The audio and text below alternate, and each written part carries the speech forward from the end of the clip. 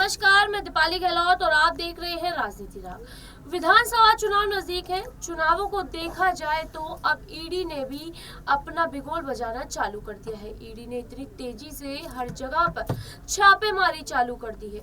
इसी को लेकर अब बात करें मध्य प्रदेश विधानसभा चुनावों की, तो मध्य प्रदेश विधानसभा चुनावों में दिल्ली से भोपाल को एक करने वाले आखिरकार अभय मिश्रा को लेकर ये खबर सामने है। अभय मिश्रा ने सर पर कफन बांध लिया है। अभय मिश्रा का कहना है कि मेरे घर पे भी ईडी की रेड पड़ने वाली है। क्या कुछ अभय मिश्रा कहते हुए नजर आ रहे हैं, आइए चलिए देखते हैं। सीएम साहब का और इनका रिश्ता गहरा है, उस गहरे रिश्ते को नहीं मिटाया जा सकता। और रीवा में कुशाभाऊ ठाकरे की भाजपा नहीं है, राजेंद्र शुक्ला जी के ठेके की भाजपा है। मुझे थोड़ा गलतफहमी हुई कि ये मंत्री नहीं है, शायद समय बदल गया है, पर नहीं, ऐसा नहीं था। ये वो चीज आज भी जिंदा है।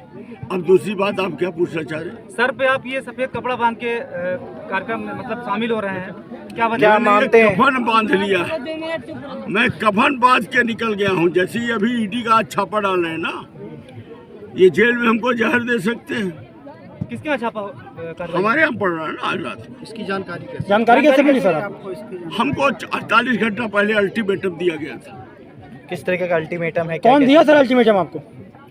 कोई बहुत बड़े व्यक्ति है, पार्टी की है, थोड़ा हमारे हितैषी थे। अच्छा, कल पूर्व मुख्यमंत्री दिग्विजय सिंह जी ने भी कहा था कि तो कई जगह ईडी की कार्रवाई हो सकती है। क्या ये वही कार्रवाई? मुझे वो मतलब मुझे न्यूज देखने का टाइम नहीं है, अखबार तो पढ़ नहीं पा रहा हूँ। रात 3 बजे लेकिन ऐसा क्यों हो रहा है? सुबह निकलना चाहता हूँ। मुझे इसकी इतना वजह नहीं क्या? मालूम। किसके इशारे पे कार्रवाई? मुझे किसी बड़े बड़े नेता ने, जिनसे हमारे संपर्क रहे होंगे, उन्होंने मुझे समझाने का प्रयास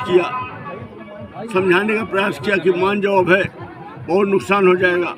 एक विधायकी के चक्कर में तुम्हें जो जिद पाल लिए हो, फार्म भर दियो, ये भी रिपोर्ट है कि तुम एक तरफा जीत रहे हो, पर इसके चक्कर में तुम्हारा सब तहस नहस हो जाएगा। अगर तुम हाँ करो तो मैं समझाऊं, ईडी का छापा रोकूं, नहीं तो तुम सालों जेल से नहीं छूटोगे।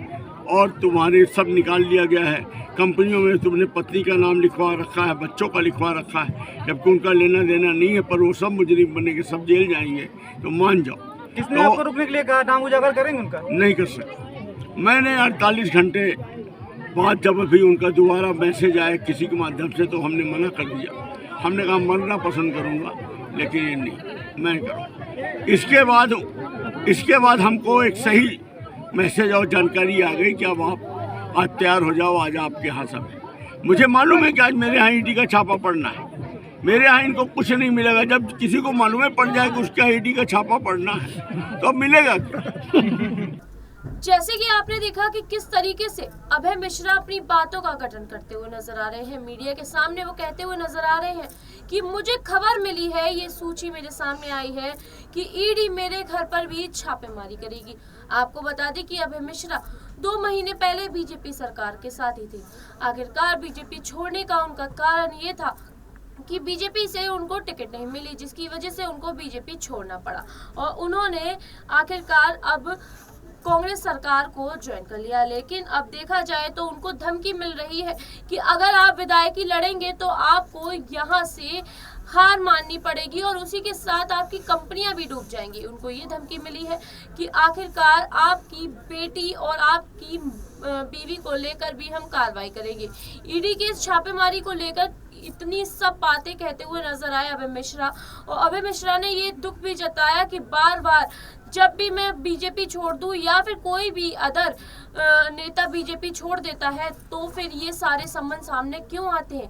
आखिरकार ईडी तभी एक्शन क्यों लेती है जब बीजेपी से वो इंसान छूट जाता है। आखिरकार बीजेपी की सरकार में रहकर मुझे कुछ भी नहीं हुआ, लेकिन बीजेपी से हटते ही मेरे साथ ये सब हो रहा है। तो क्या वाकई में बीजेपी पर ये निशाना जो साधा गया है और बीजेपी को लेकर जो भी अभय मिश्रा कहते नजर आ रहे हैं, वाकई में वो सच है? क्या सच है कि बीजेपी सरकार के साथ ना होने को लेकर ईडी उनके घर पे छापेमारी करने वाली है? क्या वाकई में उनका ये तूफानी जो कहर उनके ऊपर गिरने वाली है, इसको रोते हुए देखकर वाकई में ईडी अब नहीं पिघलेगी और उनके घर पे छापेमारी करेगी? क्या कुछ होगा ये देखेंगे। क्या वाकई में ईडी के हाथ कुछ बड़ा सबूत लगेगा? क्या इस कफन को पहनने के बाद वाकई अभय मिश्रा के घर में कुछ भी छापेमारी नहीं होगी? जो होगा वो देखने की बात होगी। होगी। आप अपनी राय हमें कमेंट सेक्शन में जरूर बताएं। ऐसी ही जानकारी के लिए जुड़े रहे राजनीति राग में। धन्यवाद।